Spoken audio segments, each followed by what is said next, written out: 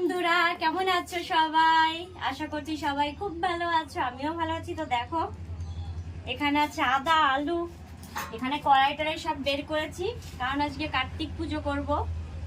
তো খিচুড়ি হবে আর সাথে আলুর দম হবে। তো এই ছাদে বসেই রান্না বান্নাটা হবে। ওর জন্য আমি মাথায় তেল দিয়েছি, এখন মাথা ঘষবো, স্নানটা করে নিই। আর আজকে দেখো বাইরে ভীষণ রোদ, ওর জন্য আমি ছাদে বসে স্নানটা করবো রোদ্দুরে। তো এসো। তো রোদ্দুরে ছাদে বসে স্নান করার মজাই আলাদা। মানে রোদটা পড়ছে তো ঠান্ডা লাগছে না, আর বাথরুমে স্নান করলে ভীষণ ঠান্ডা লাগে। তো করবো শ্যাম্পু, মাথায় দিয়েছি তেল।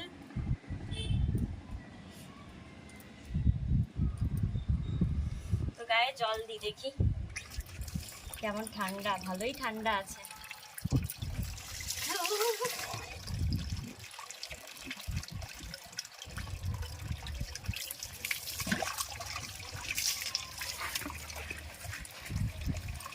গা হাত পা এখনই একটা টান টান চলে এসেছে।